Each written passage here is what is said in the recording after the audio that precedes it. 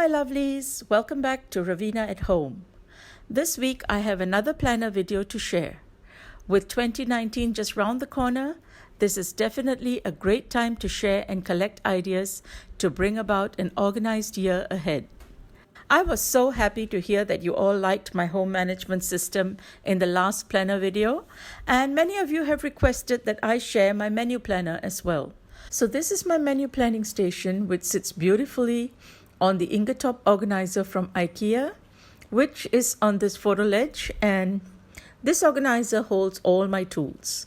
This book is from Typo, and I use it as my weekly menu planner. It has a supply of paper and post-its, so I get a variety that I need from here. And over here, I keep an accordion folder and then some stationery. I just have a couple of mechanical pencils, a stapler, a foldable ruler, and a glue stick. I have just wrapped a piece of paper around it so that it matches my binder better. And this binder over here keeps track of my entire week's meals. What I truly want to do is to share my process with all of you and show you not just how I use it, but also why, when, and where I use this planner to give you ideas on how to get the maximum benefit from any system you commit to. When is a question that only you can answer. Personally, I do my planning weekly, but that doesn't stop me from deciding on something or just jotting down a few extra ideas for the week ahead. You may find it works better for you to plan fortnightly or even monthly. As for the where to work, do your planning in a comfy, large area such as at the dining table or the kitchen island. I like spreading out my recipes and ideas and then writing out my plan. I like being able to ask my family members who are, just walking by for ideas and suggestions on what they want to eat during the week. Another thing is that now that my children are all adults, I no longer cook daily breakfasts and lunches for them. They can manage for themselves if they are home or get something to go if they're on their way out. I do, however, cook for Paul and myself. Now to get on with the how. So the first step is to shop your refrigerator. Take stock of what you have in the refrigerator and even the freezer. Make a list of what you need to use up. My next step is going through the online grocery app for specials and offers. There are discounts on, or you have a buy one get one offer. If you have a coupon, add whatever appeals to you into your list. I also take inventory of the things that I need to use up from my pantry. For me, the pantry is not filled and emptied weekly to replenish my pantry, always keeping my staples handy. So this is my menu planning binder. This is just a plain white binder with plastic covers, and into this I have slipped some scrapbooking paper, the front, the spine, and at the back. I have used a design that matches the marble accents of my kitchen. And in the front pocket here, I have this thin folder which holds all my grocery receipts for the month. Once I've added it to my budgeting and expense logs at the end of the month, I just get rid of these and start again the next month. And next I have made a few dividers from scrapbook paper as well and laminated them just so they are more durable. I have this master grocery list that I can check my pantry stocks with.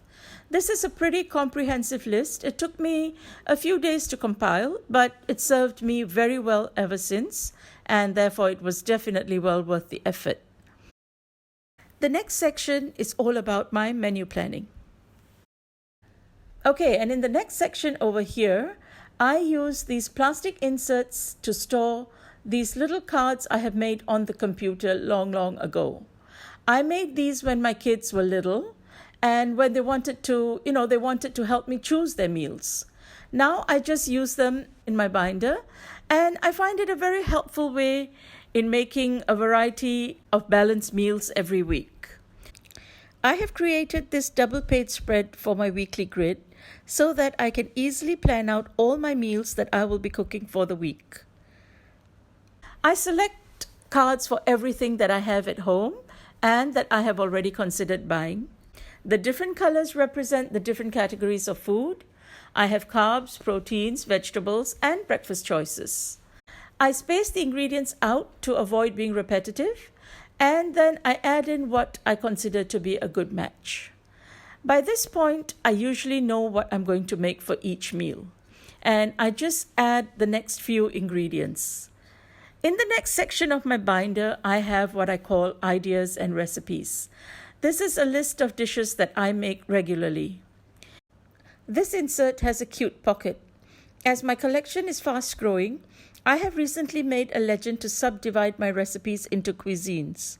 Along with that, I keep these matching mild highlighters. Here I also have recipes of dishes that I have tried. I have filled these by category, for example, meats or vegetarian dishes. Oh yes, and I have just used my label maker to make all the tabs. Now, along with the recipe, I attach a picture of my dish as reference.